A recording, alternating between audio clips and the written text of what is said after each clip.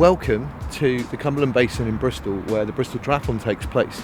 Fantastic place for a triathlon. You've got the Cumberland Basin here where the swim is.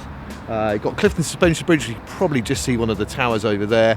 Fantastic bike course that goes out on the Portway, and a run course that goes all the way around underneath the bridge the opposite direction. Now I'm going to give you 10 top tips and hints about how to race this. I have done this race for many years, but in many guises, and I'm going to try and give you a few little insights as to some things that might help you out on race day. So tip number one is purely logistical. I'd suggest parking in Bedminster, South Bristol, and walking through Greville Smythe Park with your bike or riding it and coming through and underneath the fantastic Ashton Road Bridge, which will bring you straight over the river to where the brick buildings are, right by transition. So my advice for the swim section is going to be a double whammy actually, 2A and 2B. 2A is going to be not to wear too darker goggles. I don't know if you can see the visibility of the water in there, but well, there isn't any visibility in the water. It's very dark and muddy in there. So wearing too darker goggles will mean you might have difficulty sighting the boys that are up here. You'll be swimming towards that bridge and then in an M shape, whether you're doing the sprint or the Olympic, will be two rounds of it. So number one, don't wear goggles that are too dark. The other thing is that you're going to be diving in from a pontoon down here. I'd practice your dive starts. It's up to you how you get in the water. You can slide in or you can dive in, but it is probably worth having a bit of a practice of your dive starts. If you want to get used to swimming in this kind of open water environment, Clevedon Marine Lake, the water conditions are very similar. It's more salty because it's from the sea, but in terms of the visibility and what have you, it's very similar to what we have here.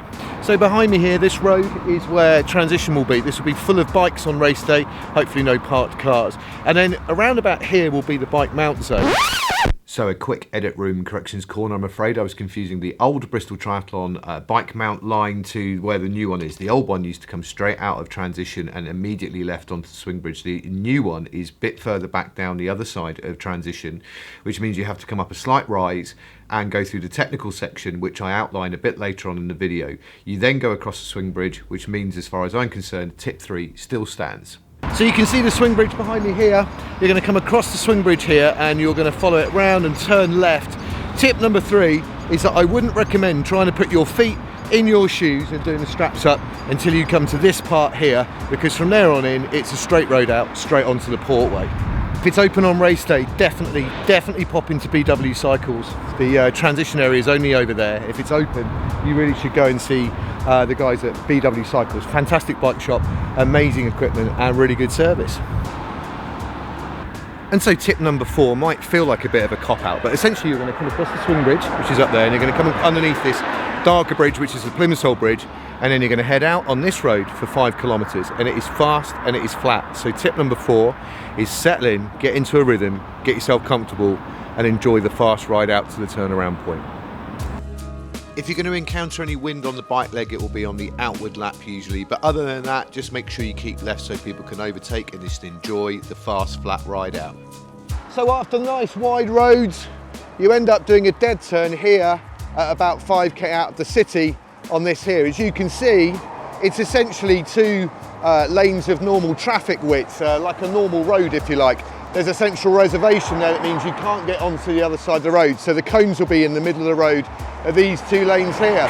So tip number 5 for your Bristol Triathlon tips, practice your dead turns. You're going to come in along here, round the set of cones and accelerate back out that way. After the dead turn, the road stays narrow for a while, and then eventually around the 50-mile-an-hour marker on the road, you will see that it opens back out and there will be a bus lane on the left. The road surface is a little rough on the left, but you need to keep left to make sure faster people can overtake you. But then keep your head down, you'll be under the covered area underneath the Clifton Suspension Bridge, and you'll be back into the city centre before you know it. So when you come back into the city, you're going to be coming up this road here that you can possibly see some cars going up now. All the way over there, there's a slip road. You'll see a white van coming down it around about now. Now the slip road is a little bit of a climb, and you're going to be going the opposite direction to the way the traffic's going now, and it's going to bring you up and along this bridge on the right hand side of the road. Now tip number 6 is that I would suggest that you take your feet out of your shoes whilst you're coming along this bridge on the flat section. And the reason why is behind me. What you can see here is the right-hand turn that you're going to be taking as you come down. It's a bit of a corkscrew. It's a good fun bit of road to come down, you can see here, and a great place to take pictures. You usually find the photographers there, but I would suggest when you come across this bridge, the final time on your last lap, get your feet out your shoes, because you're not going to have enough time before the dismount line.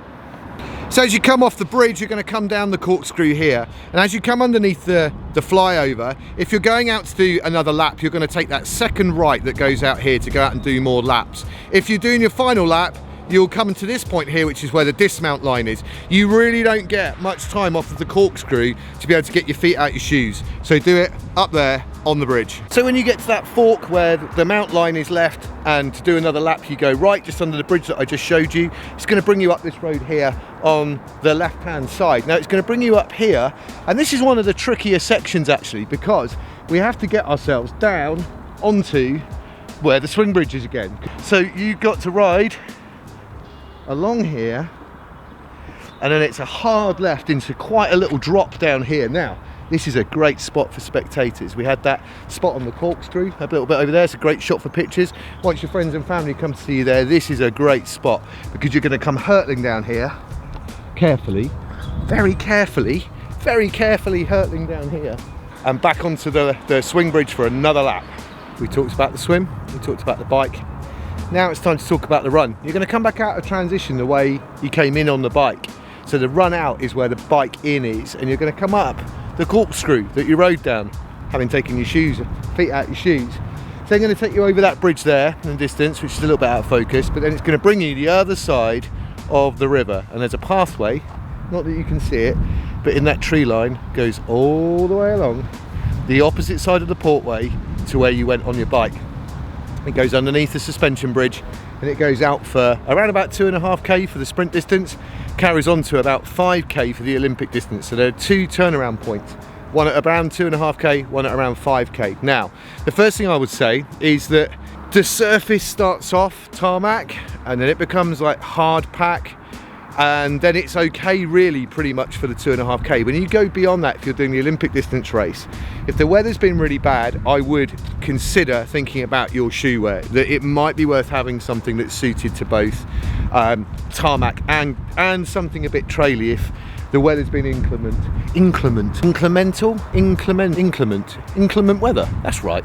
So you're going to head that way on the run. So tip number 6, hang on, lost track of my tips. No. So tip number 7, not 6. Tip number 7 is, if the weather's been a bit crappy and you're doing the Olympic distance race, maybe think about the shoe wear that you're going to wear. You're probably going to be okay in road shoes if you're doing the sprint distance race, but the Olympic distance, maybe have a think about it as it goes a bit further, because it becomes more undulating. It becomes, the surface becomes a little bit less regular. There are tree roots, rocks, those kind of things.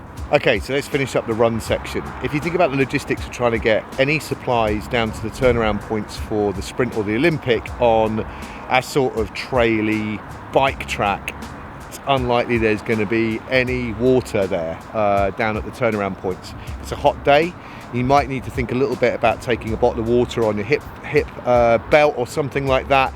But if it is a hot day, you're going to have to sort yourself out, because I don't think, and tough runner will correct me on this maybe, I don't think there'll be any water supplies out on the run, and it can get hot out here in the valley bit. You get the wind blowing down from the Severn estuary down this way, and it can get pretty hot. So think about your nutrition strategy, particularly water if it's a hot day. This is Macadam Way. Now that's as in tarmac Macadam, if you've ever wondered. Now this is where the finish line will be on race day, just here, a lovely view of the bridge behind that bush. But the last little section, just before here, before you get to the trees and the other side of the Create Centre, is a climb all the way from over here. And it's gentle, and it's steady, and it comes all the way up, and it will absolutely rinse your legs. So tip number 9, get some hill rep sessions into the end of your run sessions. And so tip number 10, you've done the race, you finished over there somewhere, bike exit's just behind me. You're going to be absolutely starving because you've given it everything you possibly can, right? So the last tip number 10, is to find one of the best places you can in Bristol to eat. There are loads of them if you're not from the city, but if it's open on the day, you could do no better than come to Underfall Yard. Fantastic food and coffee.